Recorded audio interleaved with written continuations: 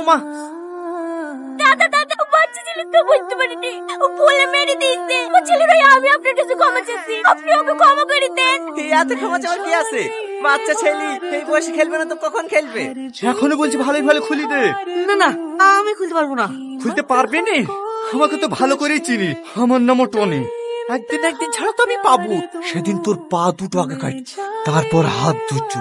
তুই তখন মৃত্যুর লেগে আমার সাথে ভিক্ষা চাপি, তবু আমি তোকে মারবো না।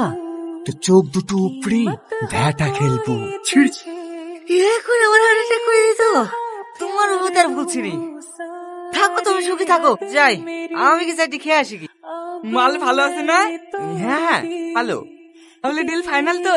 হ্যাঁ হ্যাঁ ফাইনাল। দাদা, ওই দেখেন আসছে। আজকে প্রপোজ করলে অ্যাকসেপ্ট করে নেব। এলেন ধরেন। ফুল দে, আমি কি করবো? প্রপোজ করবেন না? ওসব বাচ্চা ছেলের কাজ। হ্যাঁ, দাদারা তো চা খেতে খুব ভালো লাগে, তাই আসলাম। কি হয়েছে তোমার? কি হবে? শরীর তো ঠিকই আছে। শরীরের কথা বলছিনি, আমাকে প্রপোজ করছো না কেন তাই বলো। বাড়িতে বউ আছে, তোমাকে প্রপোজ করবে কি করি? দাদা, আপনি বিকলেন কবে? আরে পাগলা, ওকে তাড়ানোর লেগে বলছি।